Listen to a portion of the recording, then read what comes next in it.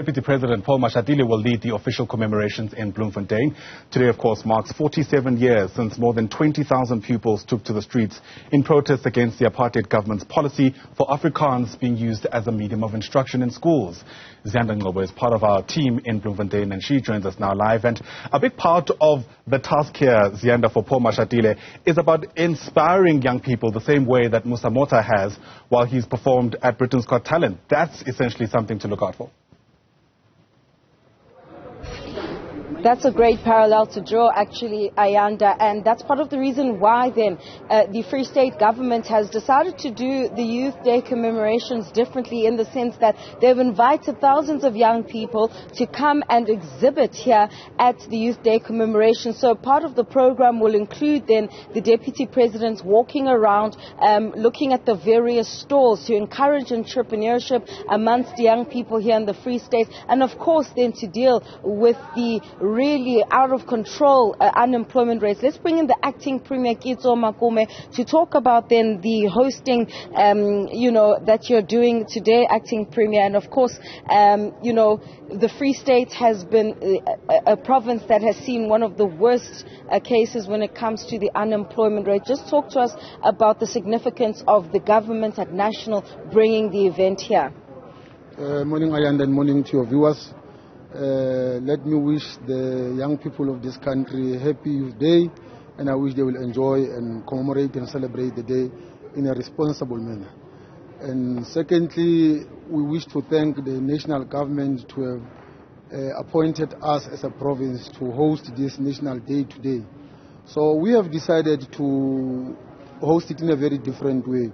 We have invited, amongst others, the private sector, the financial sector, government agencies, the SETAs, and including the public sector, to come and engage with young people on opportunities and expose them to what they are doing, so that when they move out here, young people, they will know exactly what is it that they need to do in order to access opportunities and free themselves from all the challenges that are being faced by young people.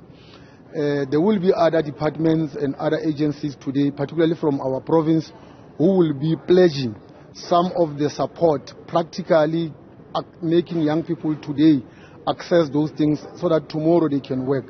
We have started yesterday with an exhibition from PECOPS.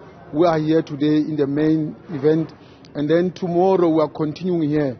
All these other people that I've made mention of, they will still be here, they will still be helping young people. But we have also invited Department of Home Affairs. What we have realized is that most of the young people, they are still not registered as citizens of this country. They don't have IDs. So we are calling upon them to come and also register, so that for them to access any opportunity, the first most important document is an ID. But we wish them a very successful and happy Youth Day. Acting Premier, your province, it's no secret that, you've had several challenges, political instability in most of your municipalities, which has affected, of course, the ability to deliver services.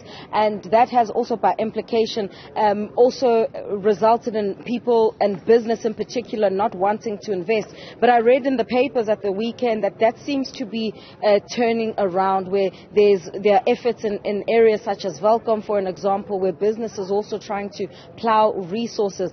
All these initiatives that you've just mentioned, is this a sign of a change in political leadership? Okay, or if others see this as a campaigning tool, how would you respond to that? No, not really campaigning, but remember, our people deserve services. Whether elections are coming or not, people need to drink water, people need to walk on the streets that are movable. People need to enjoy all the human basic services. So we are doing this in trying to change around, particularly the popular and the narrative that is known, that the Free State is one of the areas or the provinces that have not been delivered adequately because of those challenges that we have mentioned. So we are changing the narrative by bringing these services closer to our people. But also we have been moving around since January, February, to ensure that the business and financial sector, they also become part. But also letting public servants to go down on the ground to understand the challenges that our people are facing and try to change them practically. So this is what we have been aiming at doing, and we are going to continue to do that. In relation to services, We have so far met all municipalities and the departments, and I can tell you from what we have observed is that things are seriously changing. And we are hoping that this change, it will be a change that will be sustainable and be better for our people.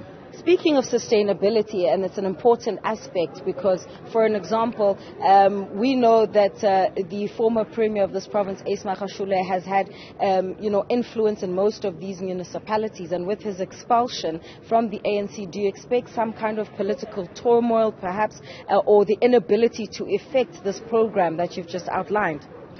No, not really. Look, the expulsion of an individual in an organization shouldn't have an impact on the state delivering the services to the people. The state must remain the state, and it must be the state that is geared up and ensuring that our people get the services. This is the message that we have been taking. So we're not really expecting some turmoil or any other thing that will be a hindrance to us delivering the services to our people. That's Keto Makume. He is the acting premier here in the Free State province. There you heard it. So we know the expulsion of Ace Magashule took place sometime this week, but as you would have heard from Makume, they don't anticipate that his once almighty influence would have an impact on the ability of municipalities turning things around that would in effect, benefit the young people, the scores of young people that are expected to arrive here at the Petrus Molemela Stadium today.